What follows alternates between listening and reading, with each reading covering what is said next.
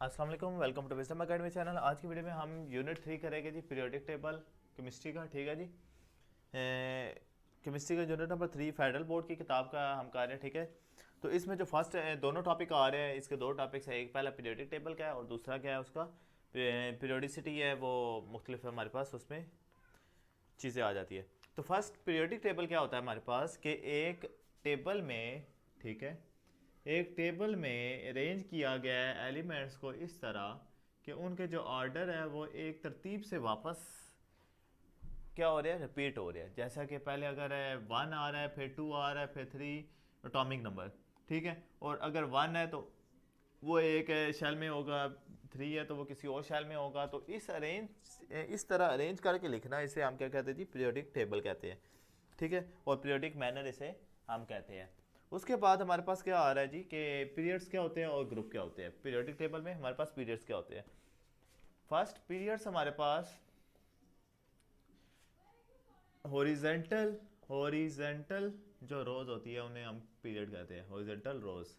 ठीक है, हॉरिजेंटल रोज हमारे पास 7 होती है। ठीक है, सात में से जो हमारे पास फर्स्ट 3 होती है, जो फर्स्ट थ्री वो हमारे पास क्या कहलाती है, शॉर्ट पीरियड कहलाते हैं। और इसी तरह जो नेक्स्ट लास्ट है, ठीक है, बाकी दिन भी रह गए, वो हमारे पास लॉन्ग पीरियड कहलाते हैं। ठीक है, क्योंकि उनमें पीरियड्स जो एलिमेंट्स है वो हमारे पास बहुत ज़्यादा होते हैं। ठीक है, उसके बाद पीरियड्स के बाद हमारे पास ग्रुप की बात आ रही है। ग्रुप क्या कहलाता है कि ग्रुप हमारे पास वर्टिकल कॉलम जो होते हैं, वर्टिकल कॉलम, उन्हें हम क्या कहते हैं जी, वो ग्रुप है। ठीक है, अब ग्रुप में हमारे पास मुख्तलिफ किस्म के ग्रुप आ रहे हैं। ग्रुप ए, अब यहाँ पे दो चीज़ें आ रही है, ग्रुप ए और ग्रुप बी। ठीक है, ग्रुप ए जो हमारे पास होते हैं उन्हें हम क्या कहते हैं, नॉर्मल, जो हमारे रोज़मर्रा इस्तेमाल में आते हैं, या रिप्रेजेंटेटिव ग्रुप कहते हैं। ठीक है, रिप्रेजेंटेटिव एलिमेंट। और जो ग्रुप बी होते हैं वो हमारे पास ट्रांजिशन कहलाते हैं। ठीक है, वो इतने इस्तेमाल नहीं होते लेकिन इस्तेमाल होते हैं बहुत ज़्यादा। ठीक है, वो हमारे पास बहुत ही कम इस्तेमाल होते हैं। लेकिन जो ए वाले हैं इनको हम मेन करेंगे। और ये हमारे पास क्या आ रहा है इसमें, आपके 9th क्लास के कोर्स में सिर्फ ए ग्रुप वाले ज़्यादातर डिस्कस किए जाएंगे। तो अब ए जो ग्रुप है, ए ग्रुप में अब मुख्तलिफ डिवाइड किया कि ग्रुप A1A, ठीक है, ग्रुप 1A जो है वो अल्कलाई मेटल्स कहलाते हैं। ठीक है, अल्कलाई। ग्रुप 2A जो एलिमेंट्स है वो हमारे पास क्या है कि हमारे पास अल्कलाइन अर्थ मेटल कहलाते हैं, अल्कलाइन अर्थ। ठीक है जी, उसके बाद ग्रुप हमारे पास जो और भी आते हैं लेकिन उनको सिंपल कहते हैं। और ग्रुप 7A जो हमारे पास होता है, ठीक है, ग्रुप 7A उन्हें हम हेलोजन कहते हैं। और ग्रुप 8A को हम नोबल मेटल्स कहते हैं। ठीक है, नोबल गैसेस, वो गैसेस होती है, सॉरी। तो ये तमाम हमारे पास क्या है, ग्रुप इस तरह डिवाइड किए गए हैं। ठीक है, तो आपने ये वाले चीज़ें लाजमी याद रखनी है, ऑब्जेक्टिव वगैरह में ये ज़्यादातर आता है। इसके बाद जो सेकंड है हमारे पास चीज़ एक और आ रही है इसी से रिलेटेड, वो हमारे पास एस और पी ब्लॉक होते हैं। एस और पी ब्लॉक, जैसा कि मैंने यहाँ पे वो डायग्राम बनाई थी, ठीक है, तो उसके मुताबिक हमारे पास जो पहली कॉलम होता है वो हमारे पास एस ब्लॉक में आ रहा होता है। क्यों? क्योंकि उनका बैलेंस जो इलेक्ट्रॉनिक कन्फिग्रेशन है वो एस में ख़त्म हो रही होती है, एस वाले सब शेल में।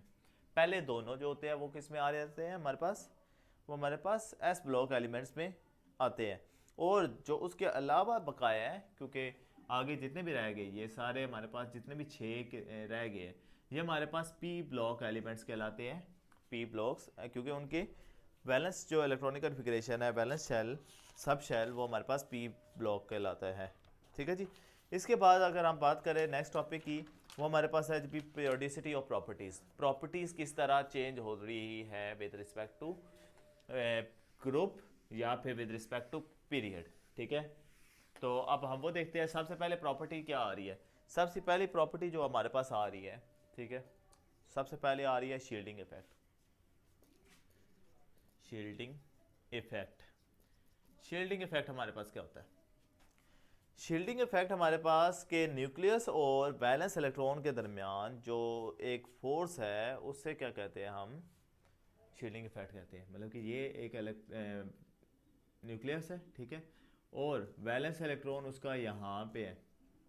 इन दोनों के दरमियान जो फोर्स ऑफ अट्रैक्शन का कम होना, क्योंकि वो दूर होता जा रहा है, उसका जो कम होना, उससे हम क्या कहते हैं, वो शील्डिंग इफेक्ट आ रहा है। कि जैसे जैसे वो दूर हो रहा है उतना उसका क्या हो रहा है, शील्डिंग इफेक्ट क्या हो रहा है, और उसका ज़्यादा हो रहा है। लेकिन रिडक्शन, क्योंकि जितना दूर हो रहा है उसमें क्या हो रहा है जी, अट्रैक्शन कम हो रही है। अट्रैक्शन कम होने की वजह से शील्डिंग इफेक्ट बढ़ रहा है, ठीक है। ये ध्यान में रखेगा कि जो कम होना है उसे हम शील्डिंग इफेक्ट कहते हैं। तो इसका मतलब अगर जितना ज़्यादा कम होगा उतना शील्डिंग इफेक्ट उसका बढ़ेगा। तो अब पीरियड और ग्रुप के लिहाज से देखते हैं। पीरियड में आपको थोड़ी ये चीज़ें हर किसी में पता होना चाहिए कि पीरियड्स में हमारे पास इलेक्ट्रॉन बढ़ते हैं, ठीक है, लेकिन जो ग्रुप होता है उसमें हमारे पास शेल्स बढ़ते हैं, ठीक है जी। तो आप उस लिहाज से देखें कि पीरियड में जैसे जैसे हम पीरियड में जाएंगे तो इलेक्ट्रॉन बढ़ते जाएंगे, एक है फिर दो हो रहे हैं। तो जैसे इलेक्ट्रॉन बढ़ते रहते हैं, ठीक है, जैसे जैसे इलेक्ट्रॉन बढ़ते हैं तो इनका शील्ड कोई हमारे पास है वो तो चेंज नहीं हुआ ना, ग्रुप हमारे पास शेल तो नहीं तब्दील हुआ। वैलेंस इलेक्ट्रॉन और उसके न्यूक्लियस के दरमियान जो डिस्टेंस है वो एक ही रहेगा ना। तो इस वजह से जो इसमें पीरियड में हमारे पास शील्डिंग इफेक्ट क्या करती है, पीरियड में ये कांस्टेंट रहती है। और ग्रुप में क्या करती है जी, ग्रुप में क्या करती है, ग्रुप में क्योंकि हमारे पास शेल पढ़ते रहते हैं और वो दूर जाता रहता है इलेक्ट्रॉन, वैलेंस इलेक्ट्रॉन। तो जैसे जैसे वो दूर जाता रहा है तो उसकी अट्रैक्शन जो है वो क्या होती है, कम हो रही है। अट्रैक्शन जितनी कम होगी शील्डिंग इफेक्ट उतना इंक्रीज करेगा, ठीक है जी, समझ आ गई बात। तो अब सेकंड बात करें, सेकंड बात हमारे पास क्या है, एटॉमिक साइज। हाँ जी, एटॉमिक साइज क्या करता है जी, एटॉमिक साइज का मतलब है जी कि डिस्टेंस कितना है एक न्यूक्लियस के एटम से, बाहर वाले यहाँ से लेके यहाँ तक का जो डिस्टेंस है, मतलब कि आउटर मोस्ट इलेक्ट्रॉन्स या शेल से, ठीक है, उसे हम क्या कहते हैं जी, वो हमारे पास एटॉमिक साइज कहलाता है। अच्छा जी, अब एटॉमिक साइज को पीरियड और ग्रुप में देखते हैं जी कि पीरियड और ग्रुप में ये क्या करता है। अच्छा जी, एटॉमिक साइज जैसे जैसे पीरियड बढ़ता रहता है, क्योंकि हमारे पास देखे जैसे मैंने कहा है ये ये ये हमारे पास न्यूक्लियस है और ये हमारे पास एक इलेक्ट्रॉन है। जब हमारे पास इलेक्ट्रॉन एक है तो हमारे पास इसकी जो फोर्स ऑफ अट्रैक्शन है वो सिंपल एक ही है, ठीक है। लेकिन जैसे एक हमारे पास इसका इंक्रीज करता है, एक और इलेक्ट्रॉन आता है, तो क्या होगा हमारे पास, तो हमारे पास इसका जो है साइज है, यहाँ पे देखें, एक और इलेक्ट्रॉन आता है तो इस एनर्जी लेवल की एनर्जी बढ़ जाती है। एनर्जी लेवल बढ़ने की वजह से इलेक्ट्रॉन, ये जो शेल है वो छोटा हो जाता है। समझ आई बात। क्या होता है कि जैसे जैसे इलेक्ट्रॉन बढ़ते रहेंगे, अगर ये हमारे पास ये वाला दो है, अगर तीन हुए तो वो थोड़ा और छोटा हो जाएगा, ठीक है, क्योंकि वो क्या होगी है, ज़्यादा इलेक्ट्रॉन आ रहे हैं तो फोर्स ऑफ प्रोटेक्शन जो है वो ज़्यादा हो रही है, इंक्रीज कर रही है, फोर्स ऑफ प्रोटेक्शन इंक्रीज कर रही है। तो इसी तरह नेक्स्ट बात करें जी कि इलेक्ट्रॉन में क्या हो रहे हैं जी, इंक्रीज होने की वजह से शेल छोटा होता जा रहा है। तो शेल छोटा होता जा रहा है तो पीरियड में वो क्या कर रहा है, इसका मतलब एटॉमिक साइज डिक्रीज होता है जी। एटॉमिक साइज क्या होता है जी, पीरियड में डिक्रीज करता है। लेकिन अगर ग्रुप में बात करें, ग्रुप में देखें यहाँ पे तो ये चीज़ होगी, लेकिन जैसे ही अगला ग्रुप आएगा तो वो तो बड़ा ही होगा ना, पिछले से बड़ा होगा। फिर एक और आया तो वो हमारे पास उससे भी बड़ा होगा, फोर्स ऑफ प्रोटेक्शन होगी, लेकिन पिछले से वो हमारे पास क्या होगा, वो बड़ा होगा, ठीक है। तो हमारे पास उसे क्या कहते हैं जी, क्योंकि फोर्स ऑफ प्रोटेक्शन कम हो रही है तो उसका साइज़ क्या हो जाएगा, एटॉमिक साइज़ थोड़ा बड़ा होता जाएगा। तो ग्रुप में ये क्या करता है जी, एटॉमिक साइज़ ऊपर से नीचे, मतलब कि इलेक्ट्रॉन जैसे जैसे शेल्स बढ़ाते रहेंगे तो इसका एटॉमिक साइज़ जो है वो बढ़ता रहेगा। नेक्स्ट हमारे पास बात आ रही है जी आयनाइजेशन एनर्जी। आयनाइजेशन एनर्जी क्या होती है, एक दफ़ा लिख लेते हैं जी पहले, आयनाइजेशन, आयनाइजेशन एनर्जी पीरियड में क्या करती है और ग्रुप में क्या करती है, ये दोनों देखते हैं, ठीक है जी। अच्छा जी, आयनाइजेशन एनर्जी होती क्या है कि वो तादाद, एनर्जी की वो तादाद जिससे हम आउटर मोस्ट इलेक्ट्रॉन को निकाल सकेंगे, ठीक है। एनर्जी की वो कम से कम मिकदार, ठीक है, वो मिनिमम अमाउंट जिसकी मदद से हम क्या कर सकते हैं, कोई भी आउटर इलेक्ट्रॉन को निकाल सकते हैं जी। तो अब देखें, आउटर इलेक्ट्रॉन को निकालने के लिए हमें तादाद कब कम चाहिए और कब ज़्यादा चाहिए, ठीक है। अब देखें, जैसे वो उसका न्यूक्लियस के गिर्द डिस्टेंस उसका ज़्यादा है, न्यूक्लियस के गिर्द डिस्टेंस ज़्यादा है, तो इसका मतलब क्या है कि उसका जो है फोर्स ऑफ फ्रैक्शन कम है, तो उसको एनर्जी अमाउंट जो चाहिए वो बहुत कम चाहिए, मतलब कि हमारे पास इंक्रीज होगी आयनाइजेशन एनर्जी। मिनिमम अमाउंट है ना, जितनी कम एनर्जी चाहिए तो इसका मतलब आयनाइजेशन एनर्जी हमारे पास ज़्यादा है, तो मतलब कि इस वाले इलेक्ट्रॉन को निकालना आसान है उसके लिए, तो मतलब कि आयनाइजेशन एनर्जी इंक्रीज करेगी, ठीक है। लेकिन अगर हम सिर्फ शुरू वाले की बात करें तो अब इन इलेक्ट्रॉन को निकालना उसके लिए मुश्किल है, ठीक है, उन इलेक्ट्रॉन को निकालना मुश्किल है। तो ये ग्रुप में क्या करती है, ग्रुप में ये डिक्रीज होती है कि जैसे जैसे ग्रुप में बढ़ते रहते हैं, ठीक है, तो मिनिमम अमाउंट क्या है वो हमारे पास वो कम होती रहती है, मतलब कि उतनी कम हमें एनर्जी चाहिए उसको निकालने के लिए, समझ आ रही बात। तो इतनी हमारे पास आयनाइजेशन एनर्जी क्या है वो कम होती रहती है, ठीक है, वो डिक्रीज करती रहती है। और जो पीरियड है, पीरियड में वो इंक्रीज करती है, वो क्यों, वो इस वजह से कि देखिए, अगर हमारे पास इसको हम पीरियड में लिखते हैं, ठीक है, ये हमारे पास पहले में 2 आ गए, फिर दूसरे में ये है, ठीक है। पीरियड में क्या करेगा कि जैसे ही एक और इलेक्ट्रॉन आएगा, एक और इलेक्ट्रॉन आएगा, तो देखिए इन दोनों की एनर्जी जो है वो ऐड अप हो जाती है। तो अब इन दोनों को निकालना उसके लिए मुश्किल है बनिस्बत अगर वो अकेला होता, ठीक है।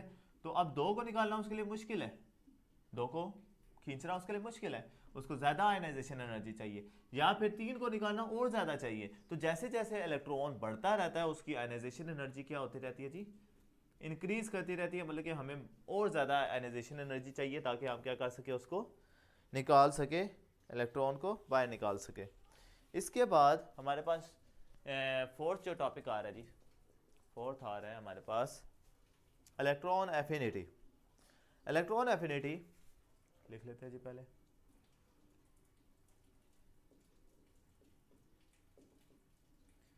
पीरियड में क्या करता है और ग्रुप में क्या करता है, ये हमने सबको देखना होता है, ठीक है जी। अब इलेक्ट्रॉन एफिनिटी होता क्या है कि जब इलेक्ट्रॉन को हमने, यहाँ पे तो हम इलेक्ट्रॉन निकाल रहे थे, आयनाइजेशन एनर्जी में इलेक्ट्रॉन रिलीज कराने में जो एनर्जी लग रही है, लेकिन इलेक्ट्रॉन एफिनिटी में क्या है कि जब इलेक्ट्रॉन को हम ऐड करते हैं तो कितनी एनर्जी रिलीज होगी, समझ आ रही बात। तो कितनी एनर्जी निकलेगी, यहाँ पे हम जब इलेक्ट्रॉन को निकालते हैं तो एनर्जी एब्जॉर्ब होती है, ठीक है, लेकिन रिलीज जब करते हैं तो निकालने के लिए, इलेक्ट्रॉन को निकालने के लिए जो एनर्जी होती है वो आयनाइजेशन एनर्जी होती है, जो इलेक्ट्रॉन को डालने के लिए उसको पावर चाहिए, और जो एनर्जी फिर रिलीज होती है उसे हम क्या कहते हैं जी, वो हमारे पास इलेक्ट्रॉन एफिनिटी कहलाती है, ठीक है। इलेक्ट्रॉन एफिनिटी ग्रुप में क्या करती है जी, ग्रुप में अगर सपोज करें हमारे पास ये इलेक्ट्रॉन है, एक शेल कंप्लीट है और अगले शेल की बात करें, सॉरी पहले पीरियड में देखते हैं, तो अब इसमें क्या करेगी, अगर एक इलेक्ट्रॉन है हमारे पास, ठीक है, एक इलेक्ट्रॉन है, क्योंकि देखिए इसमें क्या है कि एक अगर इलेक्ट्रॉन और हम डालते हैं तो कितनी एनर्जी रिलीज होगी, ये ध्यान में रखिएगा, ठीक है। तो हमारे पास अगर एक इलेक्ट्रॉन है, ठीक है, तो हम अगर एक इलेक्ट्रॉन ऐड करते हैं, ठीक है, एक इलेक्ट्रॉन ऐड करते हैं तो क्या होगा, तो हमारे पास क्या होगी, एनर्जी कुछ रिलीज होगी, ठीक है, वो थोड़ी कम होगी बनिस्बत अगर यहाँ पे 2 इलेक्ट्रॉन हो गए, क्योंकि 2 इलेक्ट्रॉन उसको ज़्यादा रिपेल कर रहे होंगे और एनर्जी ज़्यादा रिलीज होगी, ठीक है। तो एनर्जी जो रिलीज हो रही है वो ज़्यादा है इसमें। फिर इसी तरह अगर 3 करते हैं तो उसमें और ज़्यादा एनर्जी रिलीज होगी, क्योंकि उसको क्या हो रहा है जी, हमारे पास एक इलेक्ट्रॉन वो लेगा तो वो इसको सारों को रिपेल करेगा, तो हमें बहुत ज़्यादा एनर्जी चाहिए होगी, एनर्जी बहुत ज़्यादा चाहिए उसको ऐड करने में, जिसकी वजह से वो क्या कर रहा है, जैसे कि इंक्रीज कर रहा है, तो एनर्जी हमें बहुत ज़्यादा चाहिए, और एनर्जी जैसे हमें चाहिए तो फिर उसकी जो रिलीज़ है, एनर्जी जो रिलीज़ होगी जैसे एटम को इलेक्ट्रॉन को डालेंगे तो उससे एनर्जी बहुत ज़्यादा खारिज होगी, क्योंकि उसके इलेक्ट्रॉन पहले बहुत ज़्यादा है, वो उसको कट करने की कोशिश करेंगे, ठीक है। तो जैसे जैसे पीरियड में इलेक्ट्रॉन बढ़ते रहते हैं तो जो हमारे पास इलेक्ट्रॉन एफिनिटी है, एनर्जी रिलीज है, वो मैक्सिमम होती रहती है, मतलब कि इंक्रीज करती रहती है। ठीक है, लेकिन अगर हम ग्रुप की बात करें, मतलब कि एक और ग्रुप आ गया, मतलब कि एक और शेल आ गया, तो शेल जैसे जैसे हम दूर जाते रहेंगे तो हमारा क्या होगा, जैसे जैसे हम दूर जाते रहेंगे तो उसकी क्या होगी, फोर्स ऑफ अट्रैक्शन हमारे पास क्या हो रही है, कम हो रही है न्यूक्लियस की वजह से। ठीक है, न्यूक्लियस की वजह, दूर होने की वजह से उसकी फोर्स ऑफ प्रोटेक्शन कम हो रही है। अगर वही 3 इलेक्ट्रॉन, अगर उसके ऊपर हम एक इलेक्ट्रॉन ऐड करवाते हैं तो यहाँ पे एनर्जी कम रिलीज होगी। ठीक है, यहाँ पे एनर्जी क्या होगी, कम रिलीज होगी बनिस्बत जो इसके करीब था, क्योंकि ये न्यूक्लियस के करीब था तो एनर्जी इसको ज़्यादा लग रही है, ज़्यादा अट्रैक्शन कर रहा है। लेकिन जैसे ही ये ज़्यादा दूर हुआ तो इसकी एनर्जी थोड़ी कम होती रहेगी। तो इसका मतलब क्या है, जैसे जैसे हम ग्रुप बढ़ाते रहेंगे तो उसकी इलेक्ट्रॉन एफिनिटी वो क्या होती रहेगी जी, डिक्रीज होती रहेगी। ठीक है, तो अब एक और चीज़ रहेगी हमारे पास, वो मैं नेक्स्ट लिख देता हूँ यहाँ पे, इनको रेज कर देता हूँ। हमारे पास फोर्थ के बाद फिफ्थ आ रही है जी हमारे पास इलेक्ट्रोनेगेटिविटी। इलेक्ट्रोनेगेटिविटी, अब ये क्या होता है वो भी देखते हैं हम। ठीक है जी, पीरियड में क्या करता है और ग्रुप में क्या करता है, पीरियड में और ग्रुप में क्या करता है जी। ठीक है जी, इलेक्ट्रोनेगेटिविटी क्या होता है कि किसी भी एटम की वो एबिलिटी कि जिसकी वजह से वो उसे अपनी तरफ खींचे, ठीक है, इलेक्ट्रॉन को खींचे, तो उसे हम क्या कहते हैं जी, वो हमारे पास इलेक्ट्रोनेगेटिविटी कहलाता है। ठीक है, तो जैसे जैसे हमारे पास ग्रुप इंक्रीज करते रहेंगे तो इलेक्ट्रॉन को खींचना उसके लिए मुश्किल होता रहेगा, क्योंकि वो क्या हो रहा है जी, अपने वैलेंस शेल से और न्यूक्लियस से वो दूर होता जा रहा है, तो उसकी खींचने की सलाहियत कम होती जा रही है। और पीरियड में इसी तरह वो इंक्रीज करती रहेगी, क्योंकि इलेक्ट्रॉन ज़्यादा होते जा रहे हैं, तो उसको क्या करना है, उसको खींचने की जो सलाहियत है वो बढ़ती रहेगी। तो आज की वीडियो के लिए इतना ही है, यूनिट 3। ठीक है, नेक्स्ट वीडियो में मिलते हैं जी, अल्लाह हाफिज़।